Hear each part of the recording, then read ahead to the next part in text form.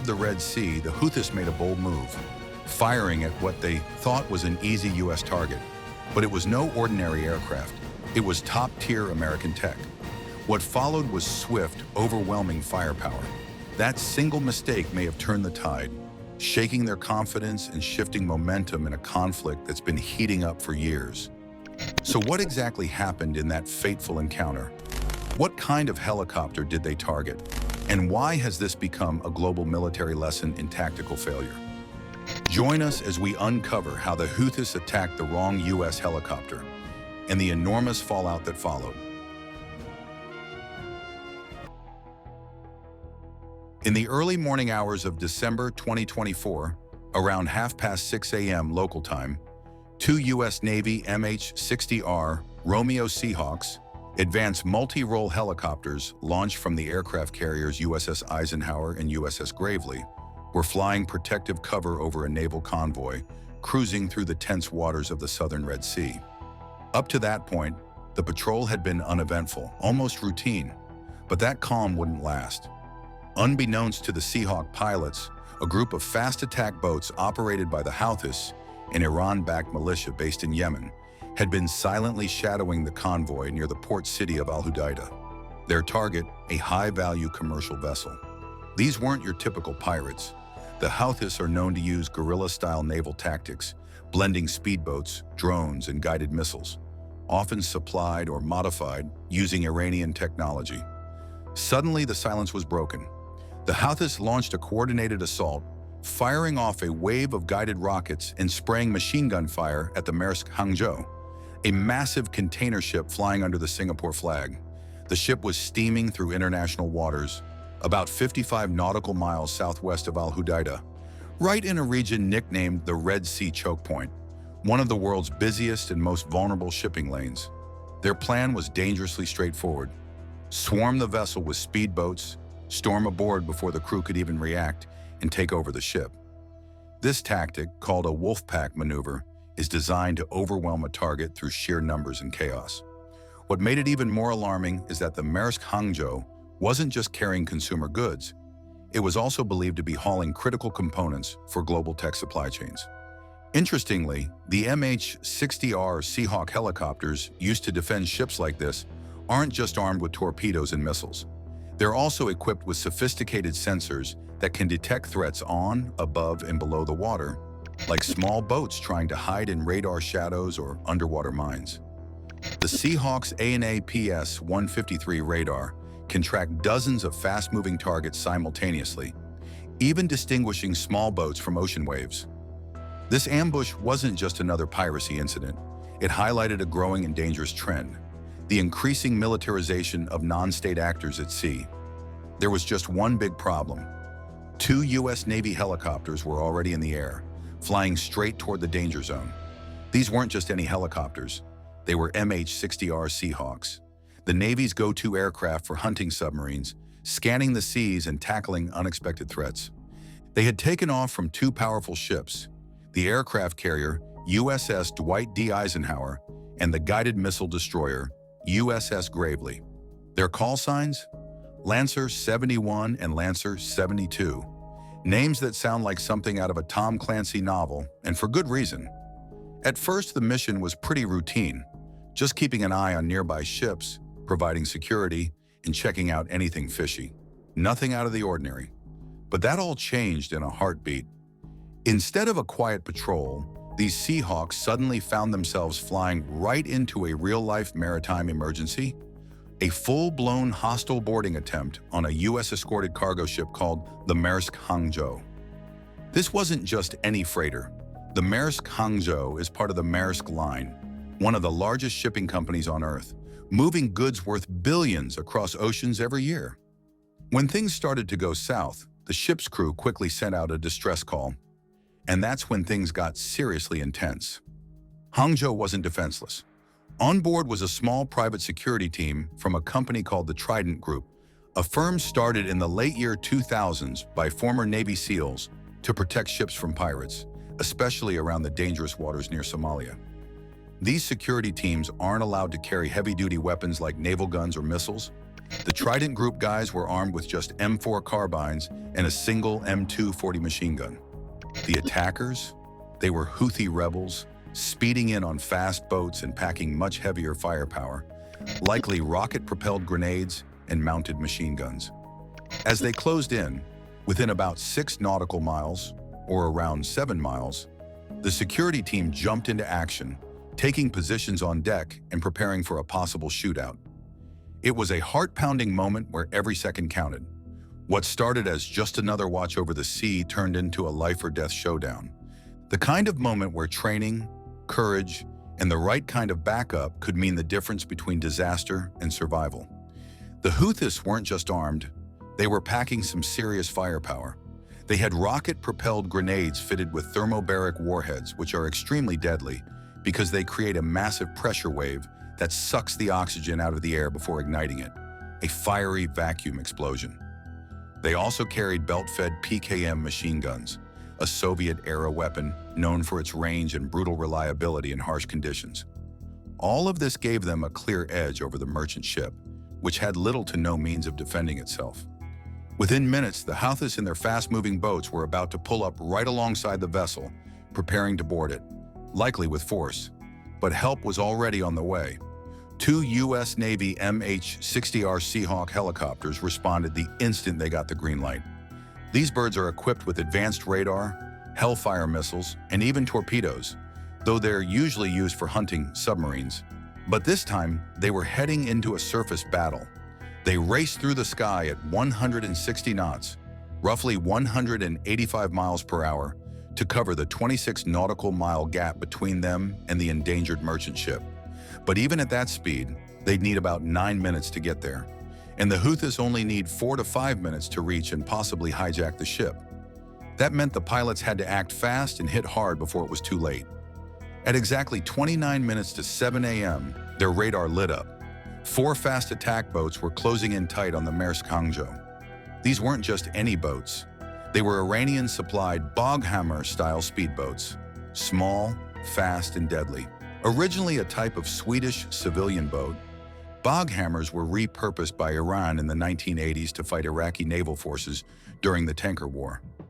They're compact, but capable of reaching up to 50 knots, nearly 60 miles per hour on water, and they were coming in fast, moving in a tight formation designed to overwhelm defenses.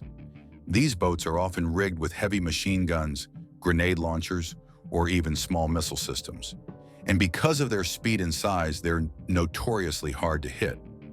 With just moments to spare, the Romeo pilots began coordinating a precision strike that could knock the boats out before the Houthis made it to the side of the ship.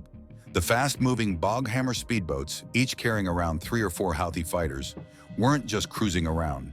They were seriously armed and ready for battle.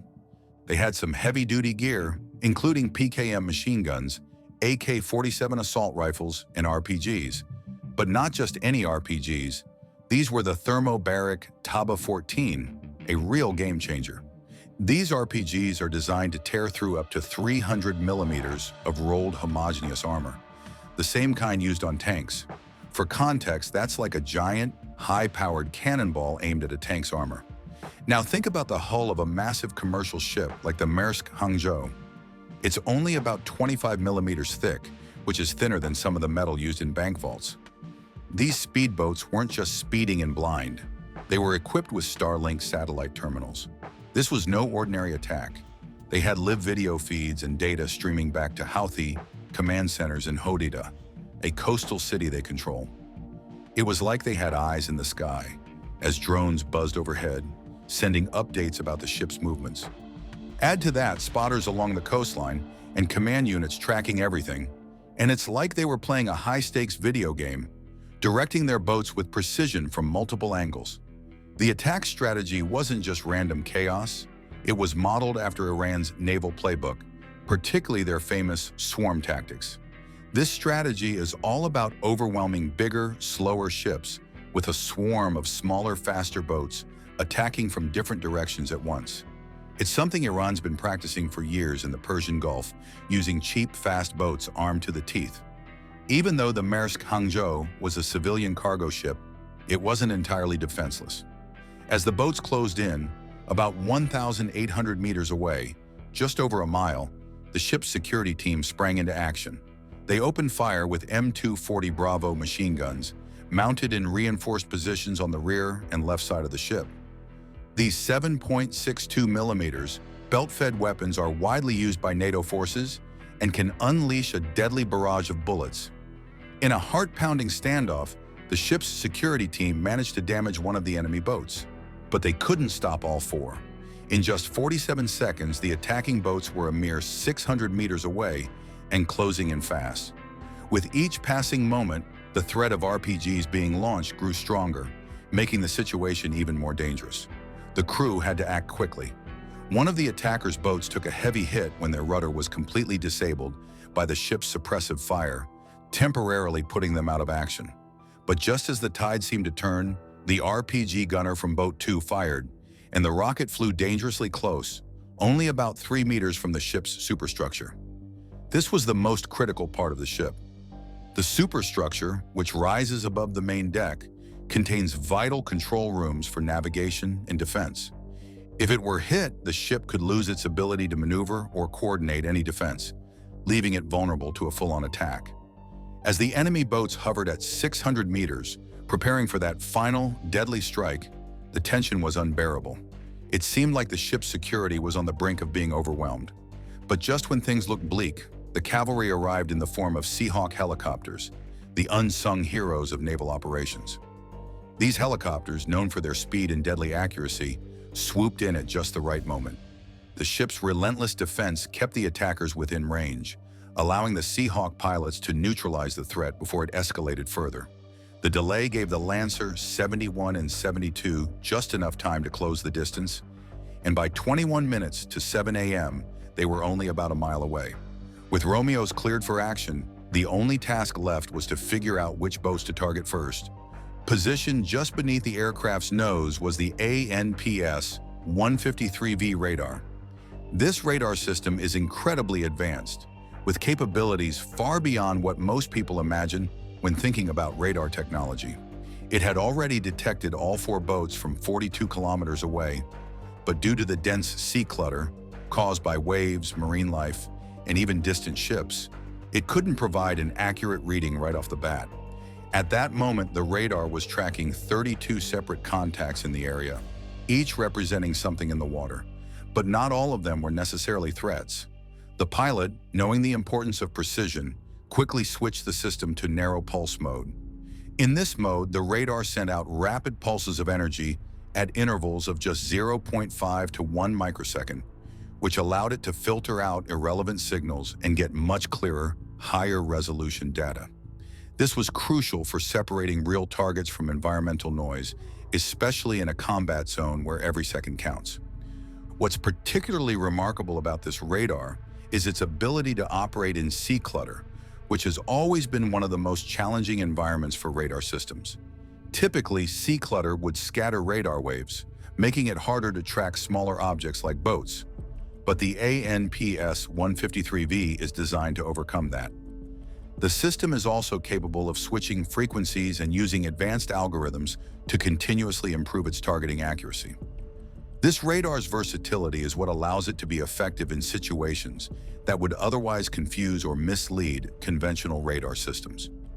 In narrow pulse mode, the radar can gather precise data not just about the boat's position, but also its speed, course, and profile, essentially creating a digital snapshot of the target's movement. This was what allowed the Romeos to adjust and lock onto the correct boats. The radar's ability to see through the clutter was made possible by its very high-frequency range, which also provides more detailed readings of smaller objects. Once the radar data was processed, the Romeos were able to fly directly over the top of the Houthis boats, confidently targeting them for the next stage of the operation. This APS-153 radar is equipped with a clever feature called the Moving Target Indicator, and it works in a pretty cool way. As a target moves, the MTI takes advantage of Doppler shifts, the same effect that happens when you hear the sound of a motorcycle speeding by. As the motorcycle approaches, the pitch of the sound changes. This is the Doppler effect at play. The radar does something similar, but with radio waves. As the target moves, it picks up on these subtle changes in frequency, and from there, it can figure out if it's a solid object in the water or just a passing wave. And it's almost like radar has ears for radio waves, listening for that same pitch shift. Once it picks up on the shift, the radar knows there's something more than just water. Then the pilot switches over to a technique called inverse synthetic aperture radar, which uses the Doppler shifts to build a high-resolution image of the target. This method is so precise that the radar can produce a real-time image of a moving target, allowing pilots to confirm the exact details of what's in their sights. The cool part is that this isn't just a typical radar system. The ISAR radar gives such detailed, sharp images that it can even distinguish between different types of targets in the water. Pilots can spot a boat from a distance and confirm if it's a military vessel, making it incredibly valuable for operations that require pinpoint accuracy. This tech is a big deal because it works in real time and can track moving objects across vast distances, even in challenging weather conditions or at night. Radar systems like this are often used in military operations to identify and track targets across oceans, a critical advantage when someone can't always rely on visual spotting. So once the radar confirms a moving target with all these detailed images, the pilots can lock in on the target and proceed with their mission, knowing exactly what they're dealing with. Each Seahawk helicopter was equipped with two powerful GAU-21, 50 caliber machine guns, one on each side. These guns weren't just for show. Each one could unleash up to 1,100 rounds per minute. That's a staggering rate of fire that would make any target think twice. With a maximum effective range of 1,850 meters, these machine guns were designed to pierce through tough armor and thin-skinned boats alike. The rounds they fired were a lethal mix of armor-piercing incendiary and tracer rounds, specially made to punch through targets with ease and leave a fiery trail behind. But the real action began when the Houthis, a group of aggressive small boats, fired the first shots at the helicopters at around 640 meters. The Houthis' PKM machine gun tracers zipped past the Seahawks, some barely missing within just 15 meters. This was a huge mistake on their part. The Seahawks, quick to react, immediately dropped down to 150 feet, a maneuver that turned the tables. It was time to strike back. In addition to their rapid descent, the Seahawks deployed an array of high-tech countermeasures. Each helicopter released 12 MJU-68B flares and 24 RR-180 chaff bundles into the air. These weren't just for show either. When combined, they created a cloud of infrared and radar reflections behind the helicopters, confusing enemy sensors and making it almost impossible for the boats to lock onto their targets. These countermeasures were crucial for avoiding enemy missiles, and they worked flawlessly. When the crew suspected the Houthis might fire an IRG-guided missile at them, they didn't hesitate. They launched flares instantly. These weren't your average fireworks.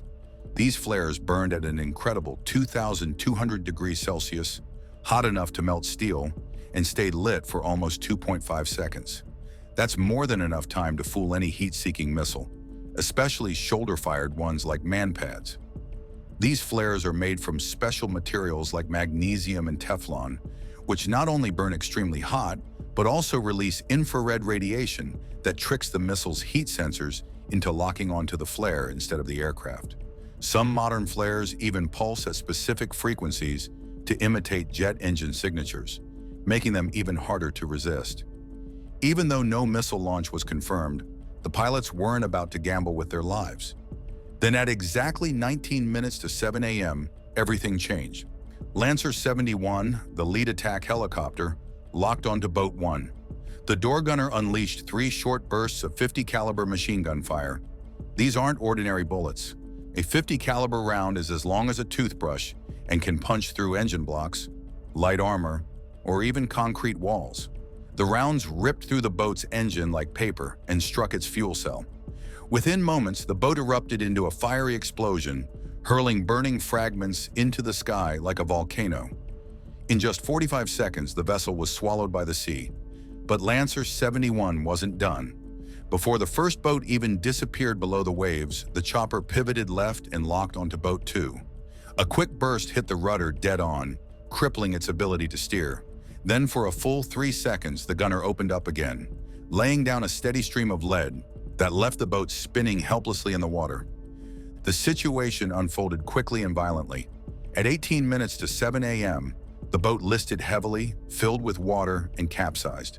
In mere moments, both helicopters shifted their attention to the boats, zeroing in on the third one. This boat didn't stand a chance. It was caught in a double attack, with both helicopters firing relentlessly. Within seconds, dozens of armor-piercing rounds tore into the boat's hull, puncturing holes below the waterline.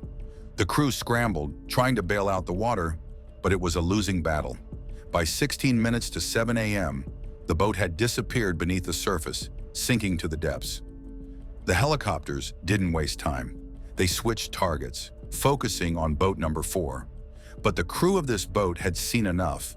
Watching their comrades sent to the ocean's depths, they immediately turned tail and fled. They headed northwest, leaving a trail of smoke behind them as more rounds slammed into their boat. Despite the assault, the Seahawks didn't pursue. They had to remain focused on the merchant vessel they were protecting. In under 7 minutes, the 2 helicopters had sunk 3 boats, firing roughly 1,800 rounds in the process. That's a rate of about 4 rounds per second, but the retaliation wasn't over yet. The Houthis would soon find out that their attack on U.S. forces was far from being the last word in this exchange. Interestingly, military tactics like this one are not always about overwhelming force. For example, helicopters are often used not just for firepower, but for their mobility and precision in complex combat scenarios. It's also worth noting that in these kinds of operations, the use of armor-piercing ammunition is critical. It's designed to penetrate through tough materials like steel or other hardened surfaces, perfect for stopping boats and other vehicles in their tracks. The U.S. Central Command quickly realized that just sinking a couple of Houthi boats wasn't going to be enough.